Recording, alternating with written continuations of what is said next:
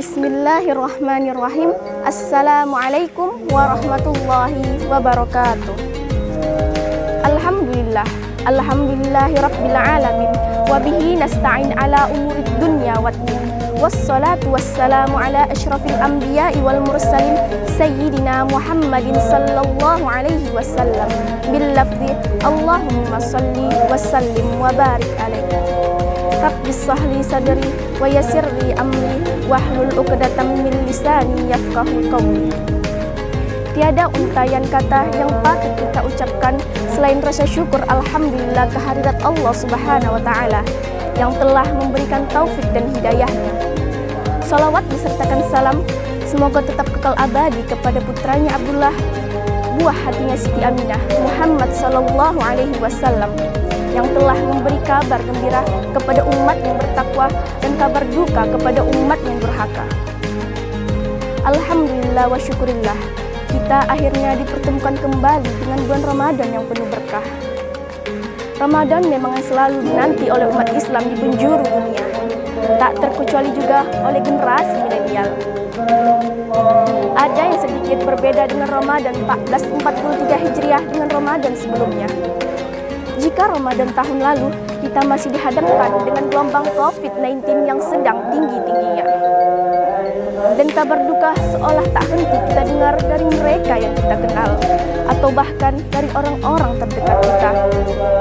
Jelang Ramadan tahun ini, kabar gembira datang dengan seruan agar umat Islam kembali merapatkan saf salatnya yang disampaikan oleh Majelis Ulama Indonesia. Bagi generasi milenial, kabar gembira ini tak boleh kita lewatkan begitu saja. Sukacita sambut Ramadan dengan dibukanya kegiatan di masjid harus kita sambut dengan riang gembira. Ada beberapa tips yang akan membuat Ramadan kalian jauh lebih menyenangkan dan lebih bermanfaat oleh kaum milenial. Berikut tipsnya. Yang pertama, ketika masjid sudah dibuka, maka sudah selayaknya lah generasi milenial yang paling utama bergegas menyambutnya. Sudah tak zaman lagi masjid hanya diisi oleh mereka yang lanjut usia. Saatnya milenial ambil peran, pergi ke masjid dan memakmurkannya. Allah berfirman dalam Quran surah At-Taubah ayat 18 yang artinya, sesungguhnya yang memakmurkan masjid-masjid Allah hanyalah orang-orang beriman kepada Allah dan hari kemudian, serta tetap mendirikan salat, menunaikan zakat dan tidak takut kepada siapapun selain kepada Allah. Maka merekalah orang-orang yang diharapkan termasuk menjadi golongan orang-orang yang dapat petunjuk. Berbagai kegiatan dapat dilakukan di masjid. Di antaranya rutin dengan mengikuti kegiatan sholat berjamaah, tarawih, tadarus, kajian atau hal-hal positif lainnya. Masjid akan makmur dan menjadi pusat peradaban dengan kaum milenial sebagai motornya. Yang kedua, di era yang serba digital dan modern ini, sudah saatnya generasi milenial lah menjadi produsen konten-konten kreatif di media sosial. Buatlah konten-konten dakwah atau konten positif, baik itu di Instagram, Facebook, YouTube, TikTok, atau Spotify. Generasi milenial jangan hanya rebahan saja, apalagi berjam-jam menghabiskan waktunya hanya untuk scrolling sambil menantikan beduk berbuka tiba. Generasi milenial harus beraktif menciptakan konten dakwah positif sebagai syiar agama. Pahala didapat, hobi tersalurkan, berkah dunia dan akhirat. Yang ketiga, jika biasanya di marketplace menjadi tempat kita untuk berbelanja, maka di bulan yang penuh berkah ini, sisihkanlah sebagian rezeki kita untuk bersedekah.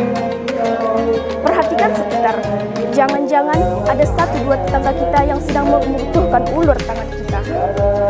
Maka sudah selayaknya lah sebagai generasi milenial kita maju. Allah melipat gandakan orang-orang yang bersedekah, sebagaimana janji Allah dalam Al-Quran. Sesungguhnya orang-orang yang bersedekah, baik itu laki-laki maupun perempuan, serta dan meminjamkan kepada Allah dengan pinjaman yang baik, niscaya akan dilipat gandakan ganjaran kepada mereka dan bagi mereka pahala yang banyak. Quran Surah Al-Hadid ayat 18. Yang keempat, Ramadan selain bulan untuk beribadah madhah juga dapat dioptimalkan dengan ibadah ghairu madhah, seperti melakukan proyek sosial bersama komunitas. Bagi kaum milenial yang proaktif, kreatif, dan inovatif, ini akan muncul suatu proyek sosial yang berdampak bagi lingkungannya.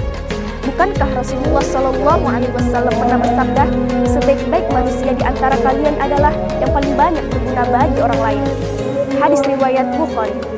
Dan yang terakhir, Ramadan juga merupakan bulan untuk refleksi diri.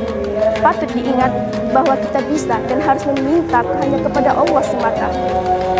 Perbanyaklah doa di bulan Ramadan agar kita jauh menjadi lebih baik dan lebih mudah menjalankan ibadah sunnah dan perbuatan baik, dan menjadikan diri sendiri dan menjadikan refleksi diri sendiri daripada membiarkan bulan yang penuh suci ini berlalu begitu saja. Bukankah hari ini harus lebih baik dari hari kemarin dan hari esok harus lebih baik dari hari ini? Selamat menyambut bulan suci Ramadan nan mulia. Mari kita sambut bulan suci ini dengan keikhlasan, keimanan, hati yang gembira dan sukacita. Semoga Allah Subhanahu wa taala menjadikan Ramadan kita ini jauh lebih baik dari sebelumnya. Salam berkah dan jaya untuk keluarga PT Aceh tercinta. Wassalamualaikum warahmatullahi wabarakatuh.